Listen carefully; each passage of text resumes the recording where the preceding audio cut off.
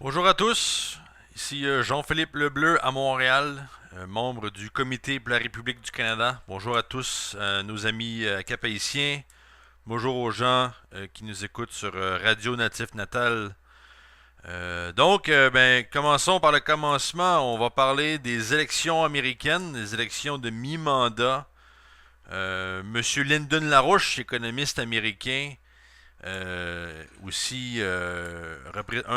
fait, faisant partie du Parti démocrate, avait expliqué déjà de ça déjà plusieurs mois, que l'appui à Barack Obama aux États-Unis est un appui superficiel, fictif, non existant.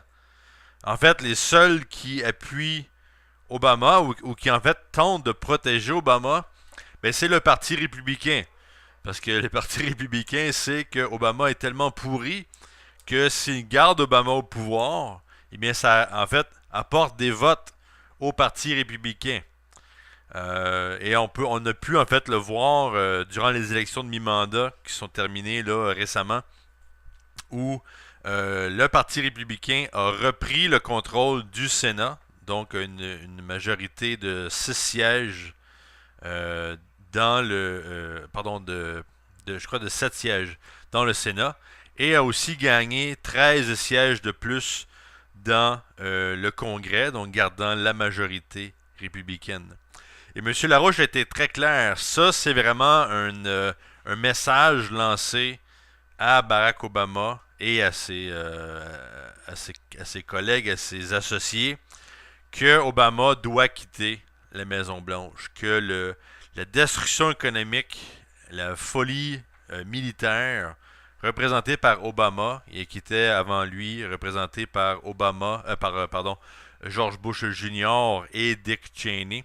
Cette logique-là doit quitter les États-Unis si on veut que les États-Unis survivent à la crise et en fait relancent leur développement, relancent un développement international plus juste.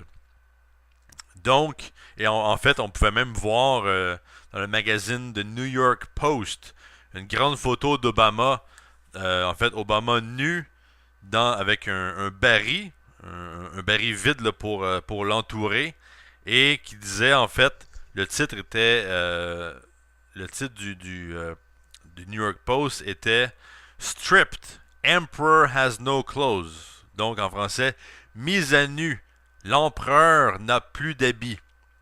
Et en fait, et donc, il montrait Obama nu en disant il a perdu son appui. Les élections sont un message clair que Obama n'a pas fait son travail, même que Obama, dans une entrevue donnée à la suite des élections, à la suite de sa défaite visible, a préféré ne pas parler du tout des élections en disant je laissais ça aux autres et s'est mis à continuer à mentir sur l'économie, comme quoi l'économie américaine allait bien, qu'on allait aussi bien que certains autres pays et qu'il fallait pas s'inquiéter plus qu'il faut. Donc vraiment, Obama ne réagit pas à la réalité qui est que Obama a perdu son leadership. En fait, il l'a perdu depuis très longtemps et les élections actuelles sont un signal de ça.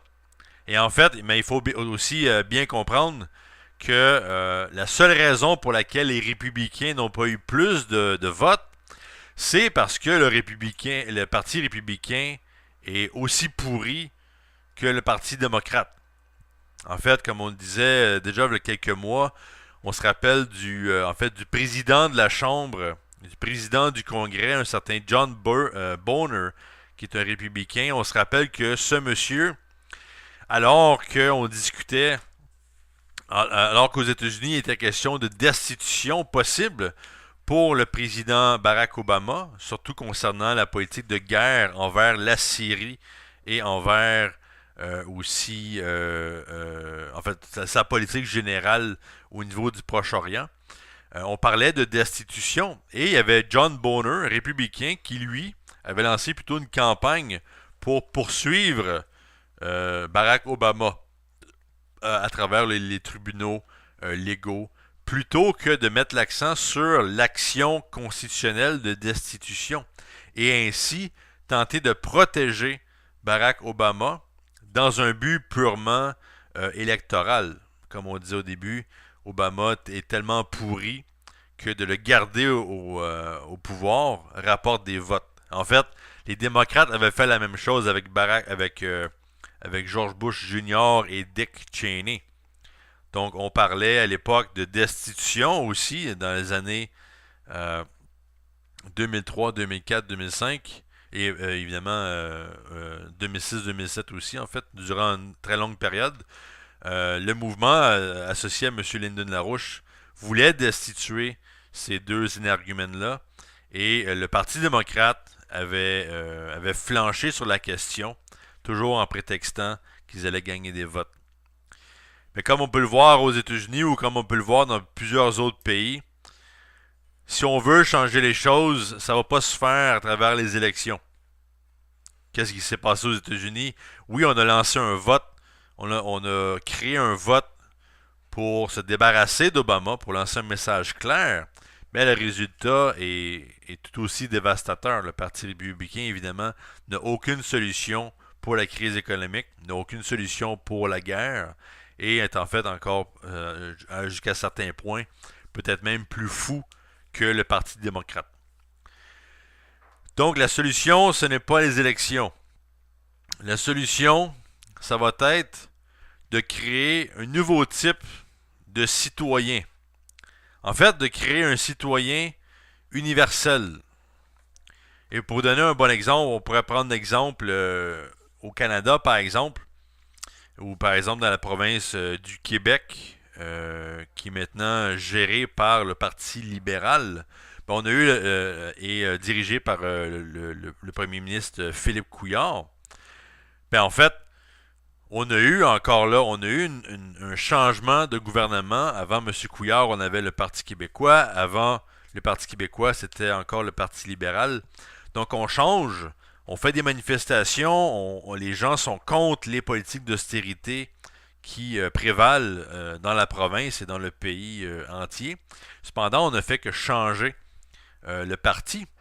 Alors que ce qu'il faut regarder, ce sont les principes. Et en fait, qui sont les politiciens sérieux et les citoyens sérieux qui veulent changer le système. Donc on parle de renverser la logique impériale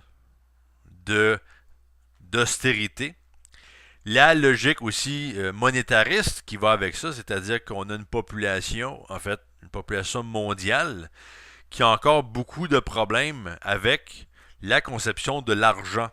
Comme quoi l'argent semble être la seule mesure efficace pour comprendre l'économie, ce qui est tout à fait faux. Évidemment, quand les hommes des cavernes ont développé l'utilisation du feu, ben, il n'y avait aucun billet, aucune devise, aucune monnaie utilisée à l'époque pour développer le feu. C'était l'esprit humain et les éléments naturels. Et c'était en fait une recherche scientifique, un développement scientifique visant l'amélioration de la qualité de vie des individus. Donc que ce soit la recherche du développement du feu à une époque très lointaine ou aujourd'hui, par exemple, la tentative par le gouvernement chinois de développer et de former des scientifiques qui pourront travailler sur la recherche sur la fusion nucléaire, qui est en fait un peu comme le feu, mais à un niveau beaucoup plus développé. Donc c'est là qu'il faut mettre notre attention. Il faut mettre notre attention sur la créativité humaine, cette ressource ultime qui est l'esprit humain. Et dans un contexte de déclin économique, où en fait on devrait parler plutôt de destruction économique, c'est pas simplement des problèmes budgétaires ou des problèmes avec nos infrastructures ou avec nos industries. On a un problème avec l'esprit de la population. Les gens sont plus ignorants qu'avant. Les gens ont de la difficulté à penser à cause de la musique moderne, à cause de la drogue, à cause évidemment des médias qui font un travail très efficace en termes de lessiver le cerveau de la population. Donc, on n'arrive plus à penser de manière concrète. Et c'est là où on tombe dans une crise, en fait, qu'on peut appeler un âge des ténèbres. Un âge des ténèbres quand l'espèce humaine gagne en folie. Donc la folie devient le principal condition de l'être humain. Et en fait, on perd des connaissances acquises à travers des générations, que ce soit en sciences ou dans la culture qu'on pourrait appeler une culture humaniste.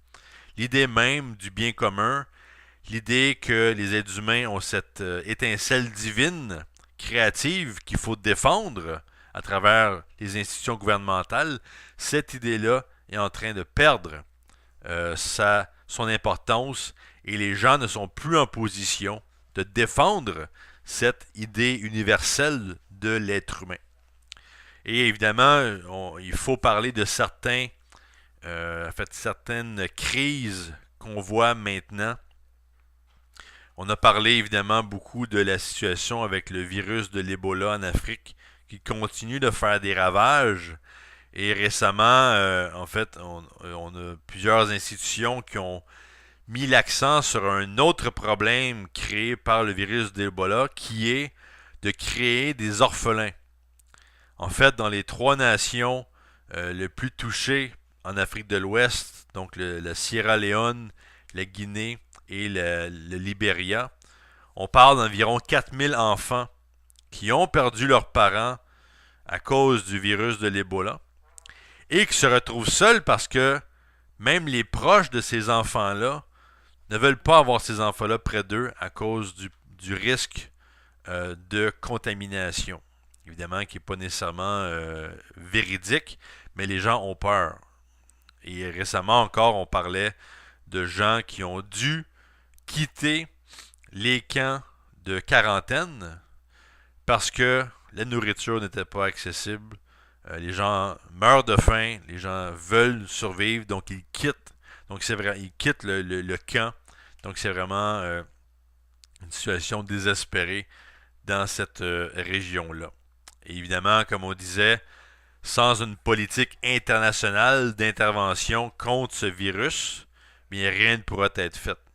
Il faut non seulement protéger les nations qui ne sont pas encore touchées, mais ce n'est pas suffisant. Il faut aller au cœur du problème pour détruire le virus, développer un vaccin et créer des conditions hygiéniques supérieures à ce qui est maintenant en application autant en Afrique qu'ici.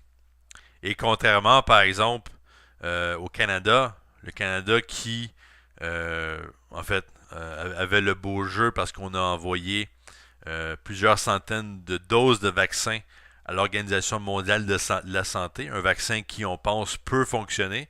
Encore là, il n'y a rien de sûr là-dessus.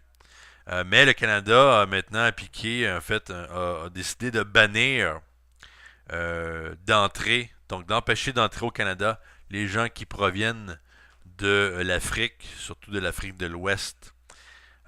Donc ce qu'il faut comprendre, c'est que un virus ne se limite pas aux frontières d'un pays. Mais encore là, est-ce que vraiment la solution, c'est simplement de faire une espèce de surveillance dans les aéroports? Est-ce que c'est d'empêcher les gens de rentrer au pays? Ça, c'est une politique qui peut simplement mener à la paranoïa. Sans vaccin, sans des centaines de millions de doses de vaccins, rien ne pourra être effectué de manière sérieuse. Donc déjà là, on ne veut pas se retrouver comme dans une des fameuses histoires de l'écrivain américain Edgar Allan Poe, une histoire intitulée je crois que c'était le masque rouge de la mort, ou j'ai oublié le titre exact, mais c'est en fait une histoire qui traite justement d'un richissime prince qui décide à un moment où il y a une épidémie dans son royaume, décide au contraire de s'isoler avec certains de ses amis pour lancer une grande fête, isoler son château, fermer les fenêtres et tout ça, pensant être protégé de ce virus-là, de la peste qui frappait son royaume. Et évidemment, à la fin, La peste a bien rentré et a tué tout le monde. Et aujourd'hui, on est en train de commettre la même folie. On pense qu'en s'isolant, on va résoudre le problème, alors qu'il faut une mobilisation tout azimut pour attaquer le problème. Donc déjà là, un élément de folie, euh, de folie, euh, de folie aristocratique, ou qu'on pourrait penser une folie oligarchique, où on pense qu'on est au-dessus du problème et qu'en s'isolant du problème, le problème va disparaître. Grosse erreur. Et je pense qu'il faut aussi parler, évidemment, récemment dans les médias, en fait, dans la dernière journée, on a eu une propagande très forte venant, entre autres, des médias britanniques, comme quoi le gouvernement ukrainien aurait dit que des tanks russes auraient passé la frontière ukrainienne pour entrer dans la région est du pays afin d'aider euh, afin d'aider les séparatistes pro-russes de la région. Donc, on parle de la ville, une des villes, par exemple, Donetsk, qui est une ville impliquée dans cette espèce de mini-guerre civile qui a lieu maintenant en Ukraine. Évidemment, cette déclaration-là par le gouvernement ukrainien n'a pas été corroborée par personne. Donc, il y a pas de, on n'a pas pu dire si c'est vrai ou pas. Et les médias généraux s'en foutent. Ils continuent à parler de ça et en fait de faire beaucoup de propagande là-dessus. Parce qu'évidemment, si c'est le cas, ça pourrait être en fait l'étincelle qui déclenche le feu d'une guerre, non pas d'une guerre de l'Ukraine contre la Russie, mais de l'OTAN contre la Russie. Ce qui veut dire en fait une guerre généralisée de type nucléaire. Donc la propagande est à son plus haut, même que déjà maintenant le gouvernement ukrainien a commencé à mener des patrouilles pour vérifier les passeports des gens de la région de l'Est qui veulent passer à l'Ouest. Et les gens demandent, en fait, la sécurité nationale demande un visa, un passeport en règle. Donc déjà, on isole la région de l'Est. Et sachant que le gouvernement ukrainien maintenant est un gouvernement ultralibéral et aussi qui contient des factions reconnues comme étant d'extrême droite, donc on peut s'attendre en fait à ce que les conditions de vie dans l'Est chutent encore plus à cause de politiques justement pour écraser la population de l'Est et utiliser ce conflit pour générer un conflit avec la Russie. Et de plus, on a même la Pologne qui récemment avait envoyé des troupes sur leur frontière polonaise-russe au cas où il y aurait une intervention russe. Mais en fait, ce que la Pologne a fait, c'est de provoquer la Russie. Et évidemment, la Pologne est un pays avec c'est pas une superpuissance, donc évidemment, il y a eu beaucoup de pression faite par l'OTAN, par les États-Unis, l'Angleterre, pour que la Pologne fasse cet acte. Donc on cherche une provocation. Donc c'est un peu comme la personne qui va en vacances dans le bois, elle se retrouve devant un ours, devant un grizzly, et va tenter d'éloigner le grizzly en lui donnant des coups de bâton dans les jambes. Évidemment, le grizzly ne va pas aimer ça et risque de rétalier. Donc vraiment une politique de provocation qui risque d'enclencher un conflit nucléaire. Donc encore là un autre exemple de folie à laquelle on a affaire. Et le troisième exemple dont il faut parler évidemment, c'est l'économie. Récemment, la Banque centrale européenne avait émis ce qu'on appelle en anglais un stress test. Donc un test de stress. Donc quel stress? Bon, le stress des banques. Donc est-ce que les banques sont viables? Est-ce que les banques ont des actifs pour appuyer leurs actions? Et évidemment, bon, le rapport qui a été émis est un rapport vraiment, comme on dit ici au Québec, broche à foin. Donc il y avait c'est un rapport très mal fait dans lequel on n'a même pas compté les produits dérivés de ces banques-là. C'est vraiment en fait, une action faite très rapidement qui visait simplement à rassurer le monde de la finance que les banques européennes allaient bien. En fait, ce qui est faux.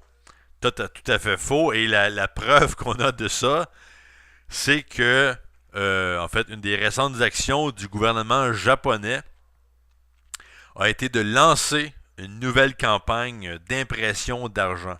Donc, pour situer notre audience, nos auditeurs, il faut comprendre que le Japon, depuis les années 90, a effectué plusieurs impressions monétaires, donc une injection d'argent où on a offert à la communauté internationale dans la finance, on leur a offert des yens japonais avec un très très faible taux d'intérêt, frôlant le 0%. Et dans certains cas, en fait, 0%. Donc, imaginez la situation. Le Japon imprime de l'argent et invite la communauté internationale à acheter cet argent japonais. Donc, vous êtes un investisseur américain, vous allez vous chercher, par exemple, l'équivalent de 1 million de dollars d'argent japonais à 0%. Donc, c'est assez tentant. Et vous prenez cet argent-là, votre million, par exemple, admettons que c'est 1 million de yens japonais. Vous prenez ça, vous allez l'investir dans un pays qui va vous offrir, par exemple, comme le Brésil, qui va vous offrir entre 10 et 11% de retour. Et là, vous faites de l'argent sans rien faire. Vous avez simplement injecté de l'argent dans un système financier pour le garder en vie et vous récoltez de l'argent très rapidement sans avoir rien fait du tout. Et le Japon maintenant a injecté une somme incroyable équivalent à 17% du PIB japonais. Donc j'ai pas le chiffre exact, mais c'est un chiffre énorme. Et ce que M. Larouche disait là-dessus, c'est que en fait le Japon admet, avec cette politique-là, admet que l'économie japonaise est complètement détruite et tente par tous les moyens possibles de sauver son économie, mais que en fait le Japon sert d'outil pour sauver un système financier ou pour donner l'illusion d'un système financier en santé. Et vous pouvez être sûr que cet argent japonais va rapidement se retrouver dans les banques européennes pour tenter justement de sauver ces banques-là de la catastrophe. Et ça, est-ce que c'est une politique de folie? Oui, une folie meurtrière. Une folie, des pires folies qu'on a pu voir de toutes les bulles spéculatives dans l'histoire de l'humanité. Ce que le Japon vient de faire, c'est vraiment une politique désastreuse que certains médias ont qualifié de morphine inflationniste. Donc, on injecte de l'argent dans un système mort. On essaie de donner un peu de morphine pour essayer de s'occuper de la douleur. Mais en fait, ça va absolument rien résoudre. Le système est mort. Le système doit être changé de fond en comble. Et seuls des gens fous s'accrochent à un Titanic en train de couler. Et c'est ça qu'on voit maintenant dans cette politique qu'on appelle de quantitative easing, donc d'impression d'argent, d'injection d'argent dans un système mort. Donc, quelle est la réponse humaine à la folie? Est-ce que les êtres humains doivent apprécier cette folie-là? Doivent-ils l'analyser, etc.? Non, il faut la mettre à la poubelle. Il faut ramener les gens dans le monde réel. Et c'est exactement ce que les nations du BRICS sont en train de faire. Brésil, Russie, Inde, Chine, Afrique du Sud, Argentine, Égypte, Iran, Bolivie, la liste des pays s'allonge, Afghanistan, Pakistan, etc. Ces nations-là veulent un avenir, donc sont en train de briser avec le système financier actuel. On sait déjà que la Chine est en train de créer une nouvelle banque de développement asiatique qui va avoir une somme de départ de 100 milliards de dollars pour être donné justement dans des projets de développement économique avec un taux d'intérêt faible, entre 2 et 4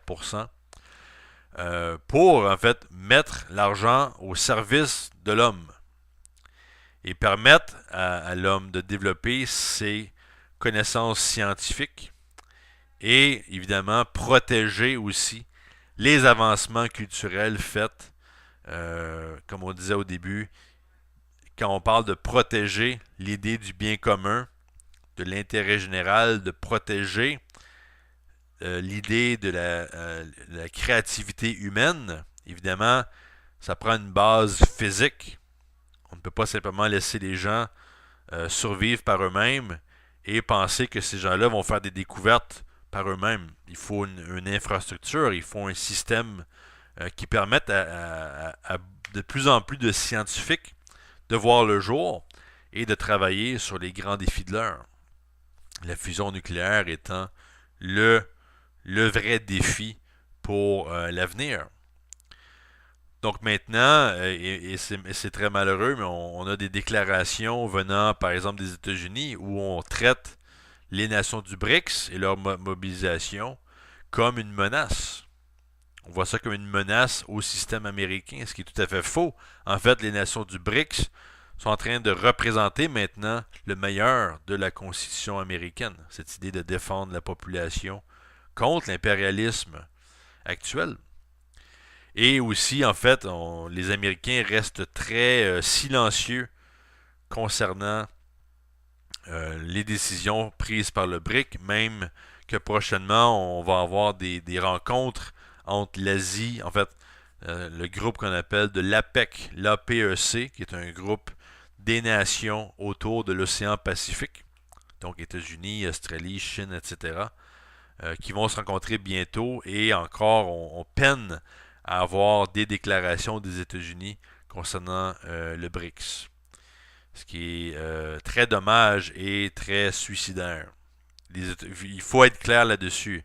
Aucun pays de la zone transatlantique, donc de l'Europe, des États-Unis, de l'Amérique du Nord, de l'Amérique du Sud, ne va survivre dans le système actuel. L'Amérique du Sud mène maintenant en fait la bataille pour joindre le BRICS. Récemment, on a eu finalement des déclarations dans les médias mexicains, des déclarations positives concernant le BRICS, même que le président mexicain là, va bientôt rencontrer son homologue chinois, ce qui est une très grande avancée. Évidemment, on parle d'accords économiques qui vont être signés par la suite, ce qui signifie en fait un véritable avenir pour une nation comme le Mexique qui a été détruite par les politiques du libre-échange adoptées en Amérique du Nord depuis la fin, pardon, pas la fin, mais le début des années 90, qui a transformé le Mexique d'une nation industrielle à une nation de cheap labor, un peu ce qu'on voit déjà en Haïti avec le développement de la région du Caracol, où on tente de transformer en fait les Caraïbes en une espèce de nouvelle Chine, mais pas dans le sens des nations du BRICS, mais la Chine, quand on parle de Chine, on parle encore malheureusement de cheap labor, donc d'employés à bon marché, utilisés pour faire des produits, enfin des produits inutiles. Donc on tente maintenant encore d'imposer la logique du libre-échange à travers l'Amérique latine. Et c'est pour ça que l'Argentine, la Bolivie, le Chili veulent se débarrasser de cette politique qui les a détruites durant toutes ces années. Donc, voici en gros ce que je voulais communiquer à mes amis haïtiens. Soyez à l'écoute de notre émission. On va avoir aussi d'autres capsules qu'on va faire jouer à l'émission. C'est un plaisir de discuter avec vous. Si vous avez des questions, vous pouvez communiquer par téléphone, par texte, à mon téléphone personnel, donc le 514-571-4137, et mon ami aussi Charles Luxon au 509-3850-6962. Mon courriel, jplebleu, Donc, JPLEBLEU à commercial yahoo.ca. Communiquez avec nous. On est très actifs. Il faut que la vérité sorte. Il faut aussi faire passer les pays à un nouveau système de développement économique pour leur avenir. Donc, communiquez avec nous et restez à l'écoute de la radio Natif Natal 89.7. Bonjour. Qui sont terminés là, récemment, où le Parti républicain a repris le contrôle du Sénat, donc une majorité de 6 sièges dans le... je crois de 7 sièges dans le Sénat, et a aussi gagné 13 sièges de plus dans le Congrès, donc gardant la majorité républicaine. Et M. Larouche a été très clair. Ça, c'est vraiment un message lancé à Barack Obama et à ses collègues, à ses associés, que Obama doit quitter la Maison-Blanche, que la destruction économique, la folie militaire représentée par Obama et qui était avant lui représentée par George Bush Jr. et Dick Cheney. Cette logique-là doit quitter les États-Unis si on veut que les États-Unis survivent à la crise et en fait relancent leur développement, relancent un développement international plus juste.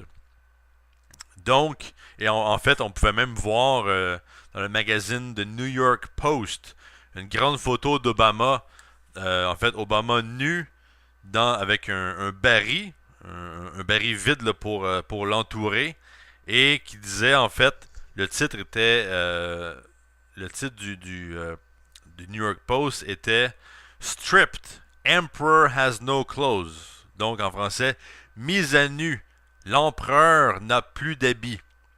Et en fait, donc il montrait Obama nu en disant il a perdu son appui. Les élections sont un message clair que Obama n'a pas fait son travail, même que Obama, dans une entrevue donnée à la suite des élections, à la suite de sa défaite visible, a préféré ne pas parler du tout des élections en disant je laissais ça aux autres et s'est mis à continuer à mentir sur l'économie, comme quoi l'économie américaine allait bien, qu'on allait aussi bien que certains autres pays et qu'il ne fallait pas s'inquiéter plus qu'il faut.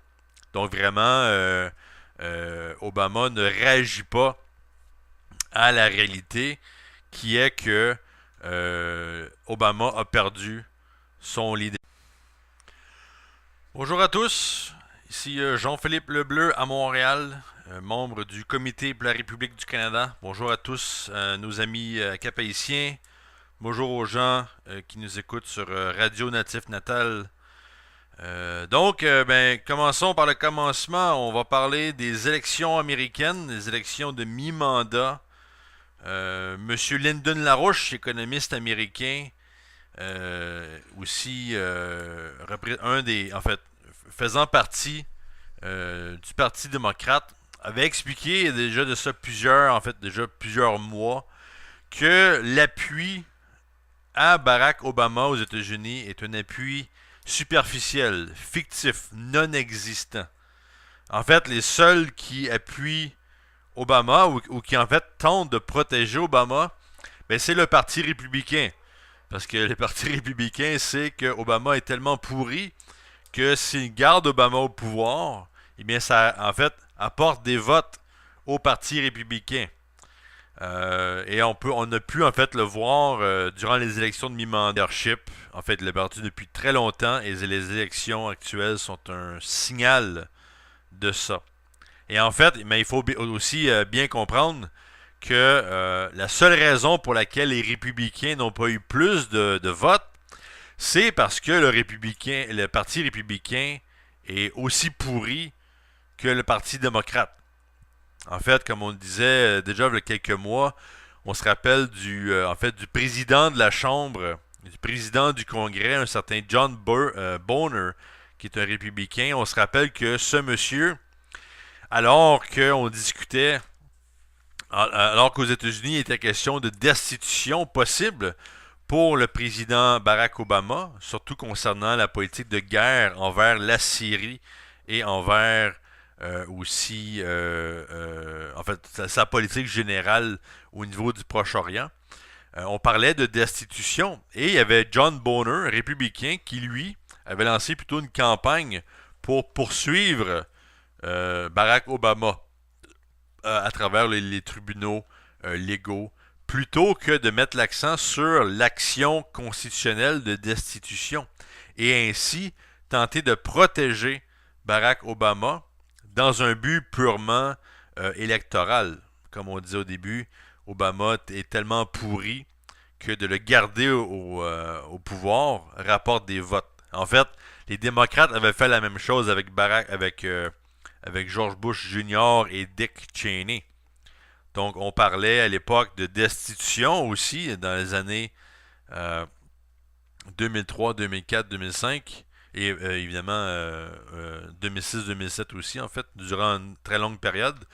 Le mouvement associé à M. Lyndon LaRouche voulait destituer ces deux énergumènes-là et le Parti démocrate avait flanché sur la question, toujours en prétextant qu'ils allaient gagner des votes. Mais comme on peut le voir aux États-Unis ou comme on peut le voir dans plusieurs autres pays, si on veut changer les choses, ça va pas se faire à travers les élections. Qu'est-ce qui s'est passé aux États-Unis? Oui, on a lancé un vote, on a créé un vote pour se débarrasser